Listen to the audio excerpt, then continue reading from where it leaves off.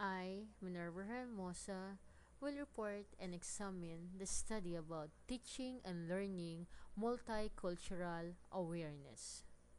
The topic involved in this discussion is cultural recipe book. Listed here is the URL or Uniform Resource Locator used for the studies.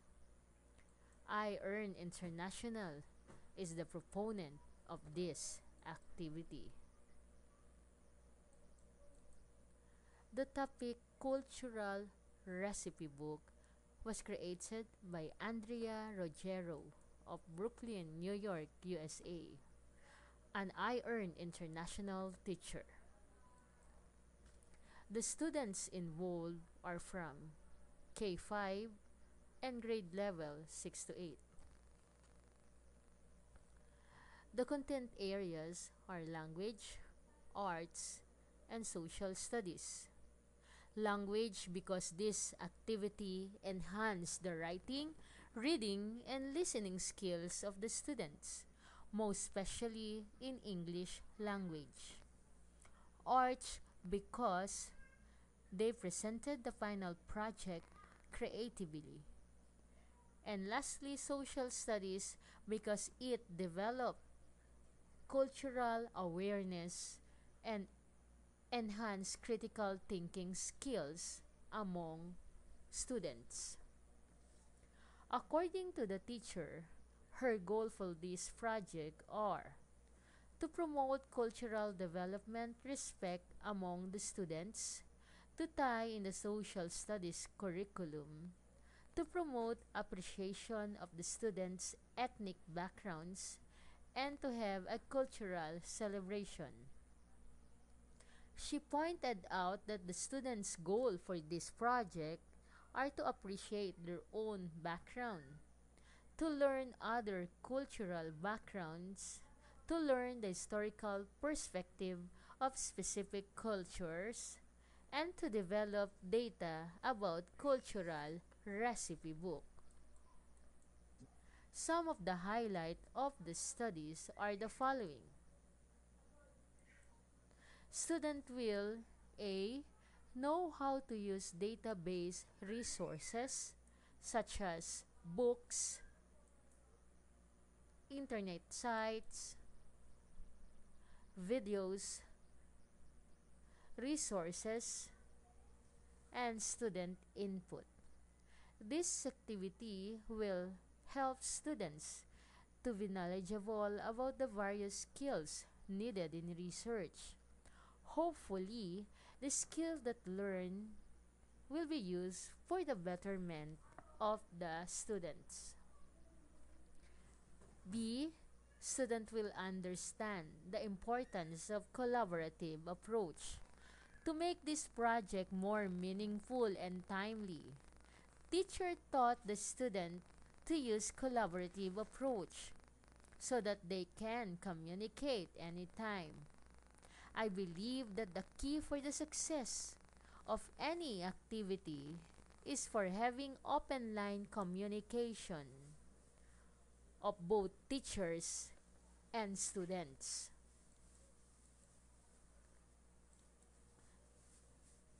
C.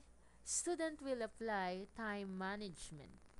Because of hectic schedule of the participant and researchers, teacher taught her students to budget their time wisely. As we know, one of the many tasks of the teacher is teaching their students to apply time management at all times.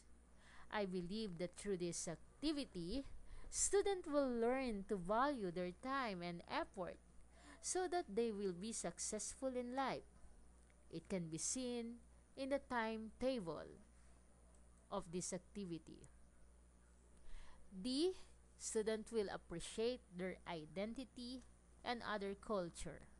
This project will help students to appreciate their own culture, history, and identity because they are encouraged to research the recipes of typical foods or dishes in their locality.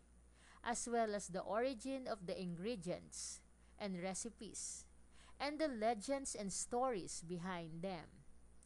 Hopefully, this will open the awareness of the students about the beauty of their own culture. And E, student will learn the importance of unity in diversity. Another highlight of this activity is to open the eyes of the student about other cultures in the world, and they will realize that every countries have unique cultures and traditions. And in spite of it, they still continue to unite and value diversity. Feedback. The topic discussed is unique, challenging, develop concerns, and promotes cultural awareness. The project made by Andrea Ruggiero of Brooklyn, New York, USA is unique because she presented the lesson and project in unique way by means of studying of different dishes of the countries so that they can make their own recipe book.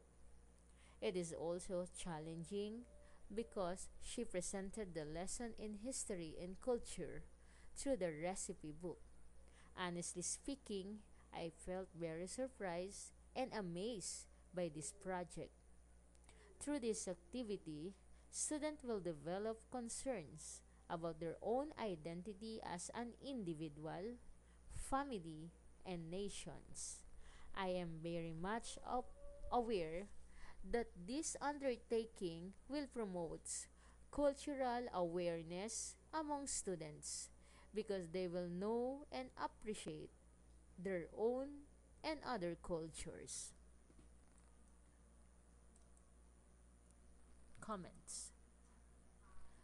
The discussion is relevant and timely, significance in the development of student awareness, and promotes good citizenship. I believe that this activity is timely because students will be aware about the culture of other society and other countries too. Most especially in a time like this that student doesn't appreciate their own identity as a nations. It is also relevant because Filipinos nowadays love to eat and cook of different cuisines. Through this, they will learn to value our Filipino foods and recipes. The studies are significant in the development of student awareness because it opens the minds of the students not only about the taste of the food but rather the unique and colorful dishes of our country. I also realized that teaching social studies is not only about the facts, ideas, or concepts, but rather to make sure to facilitate learning in unique and enjoyable one.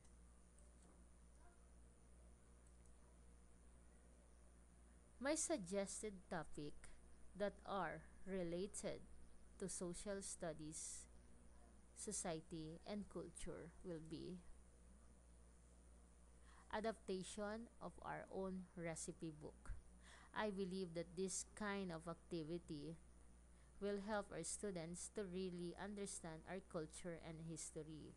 So it's just right to adapt this project in our social studies class.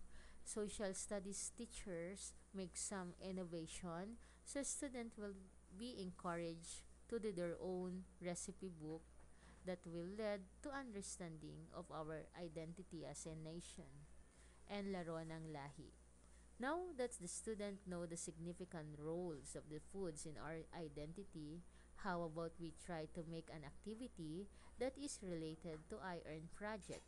Instead of food recipe, we focus on the various traditional games in the Philippines. Through this, student will understand that various tradition games in our country and know the influence of it in